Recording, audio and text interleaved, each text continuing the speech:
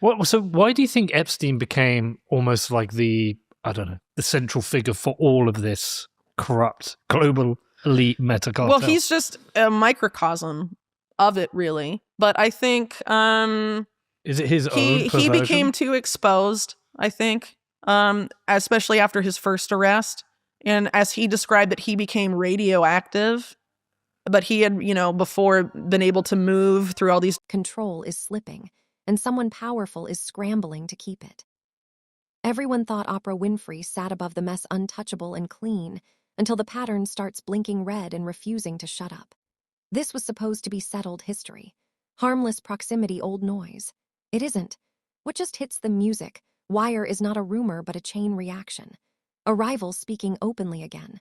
A documentary fallout still spreading music, and a silence that feels deliberate instead of dignified. Sean Combs is locked down while threatening legal retaliation. A Netflix series stays live and 50 Cent publicly reacts as if he knows exactly how this ends. Music, court filings, release dates shifting to late May 2028. Footage described as stolen but aired anyway, and accusations of career shutdowns resurface all at once. Oprah's name is not on the charges, yet it keeps appearing near the damage. That math doesn't balance. When power survives every blast radius, it stops looking like luck and starts looking like design. And the music, next break, threatens reputations that were never meant to crack. You have a couple of pets as well. A dog and a cat with interesting names to say the least. Yeah. Oh, that's Oprah. That's Oprah. Okay. The story tightens around Sean Combs because his situation refuses to stay contained music, and every move he makes drags more people into the light. He is currently held at a low-security facility in New Jersey, sentenced to 30 months after avoiding the most explosive charges, but still facing dozens of civil complaints across multiple states. On December 2nd, a 4-part Netflix series drops music, anyway, packed with behind-the-scenes footage that his team immediately labels stolen and illegal. Within hours, a cease and desist letter circulates, accusing the streamer of corporate retaliation and warning that lawsuits are being weighed. A spokesperson confirms he is still pondering legal action while his release date quietly shifts again. Now set for late May 2028. Music on paper, it looks like standard damage control. But industry sources point out music, that Combs is not just fighting a platform. He is fighting narrative control. And that is where things start to bleed outward. The series stays live. The footage stays public. Music, and the people who once orbited his empire begin reappearing in conversations they never expected to re-enter. Here's where it stops making sense. Combs' team insists the project is a hit job, yet Netflix responds with unusual confidence, saying the material is legally obtained and not tied to any prior negotiations. They even reference past courtroom wins over similar claims. That detail lands heavily inside the industry because it signals preparation, not panic. Curtis Jackson, better known as 50 Cent, is named as an executive producer. Music, and although he claims no creative control, his presence alone reframes the fight as personal. He reacts publicly to news that Combs' sons plan their own controlled series for a rival network in 2026, posting a short reaction that reads like a warning rather than curiosity. Music people close to the situation say, this is not about entertainment anymore. It is about who gets to speak last. When Combs' lawyers file an appeal, trashing the trial judge and painting him as a philanthropist unfairly treated, insiders quietly note the language feels familiar, like someone who expects sympathy to work. But sympathy is not spreading. Silence music is. As Combs' legal posture hardens, another pattern resurfaces alongside it. One that has nothing to do with him directly and everything to do with who survives fallout. Every time his name trends, music, Oprah Winfrey's name follows. Not because of charges, but because of proximity and history. Industry veterans whisper that this is not coincidence. It is memory reactivating. People remember who shared stages, who endorsed projects, who appeared music at events, and who never faced consequence when alliances collapsed.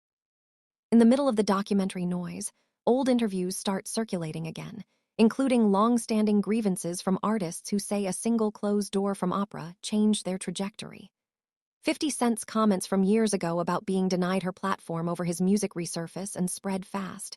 Music, framed not as bitterness, but as precedent.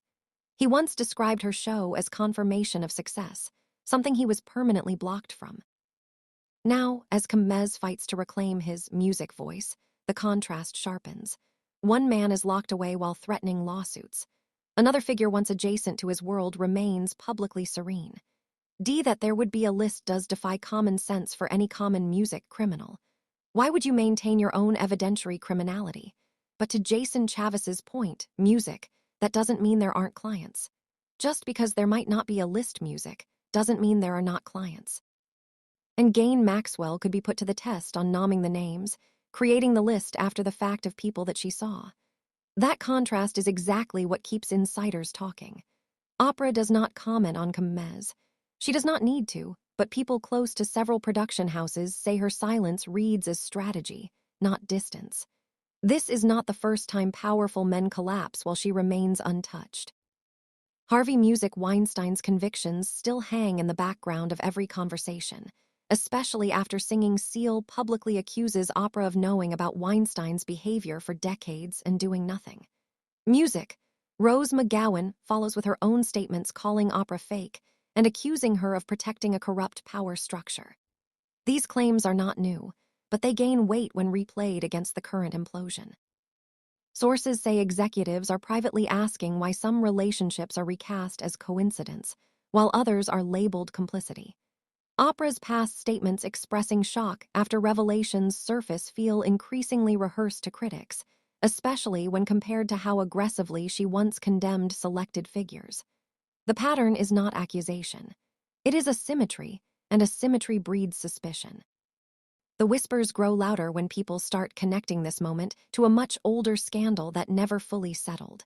In 2007, Oprah opens a prestigious school in South Africa meant to empower young students. Within a year, a dorm matron faces multiple counts of inappropriate behavior involving minors. Oprah flies in, apologizes publicly, fires leadership, and promises reform. The official narrative closes there, but rumors never do.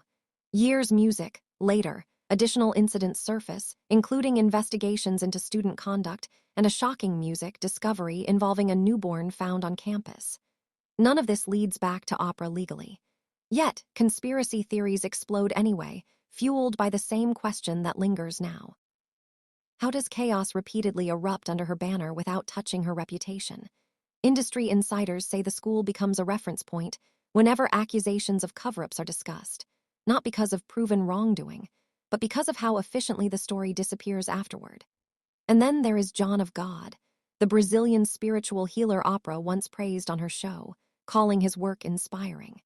Years later, he is convicted of abusing hundreds of women who sought healing from him. Oprah issues a statement expressing sympathy for victims and hope for justice, but critics note the timing again: praise music first, condemnation later. When this history collides with the present moment, it reframes silence as pattern. Music. Add to that the reopening of public interest in Jeffrey Epstein as heavily redacted files are released in December 2025, and the environment becomes combustible.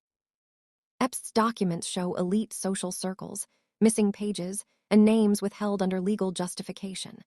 Oprah is not accused of involvement, but she is discussed in the same online ecosystems where questions about protected elites dominate. People start drawing lines not from evidence, but from repetition. Anything wrong that are suddenly going to be in the spotlight. And that's just a kind of a strange scenario that we're finding ourselves music in. As to why they released it. I mean, look, the grand jury materials I think were kind of properly music, protected by a judge who said, no, it's not enough just that the world's really excited and wants to know music, kind of scurrilous details about Epstein and Maxwell. The judge, I think properly, respected the statutory protections we have. That's when the story starts to bend. What was once dismissed as unrelated grievances now stacks into something heavier. Cat Williams goes on record accusing Oprah, alongside other powerful figures, of being a gatekeeper who decides who thrives and who fades. He frames music as structural, not personal, suggesting influence that operates quietly behind contracts and casting decisions. Music. His comments spread rapidly, amplified by fans who now reinterpret past controversies through that music lens. Industry sources say casting rooms and boardrooms are suddenly re-examining old decisions, wondering how many careers stalled after private disagreements with her circle. The absence of lawsuits against Oprah is cited as proof of innocence by some, proof of power by others. No one speaks on record, but the shift is palpable. By now, the Khmers,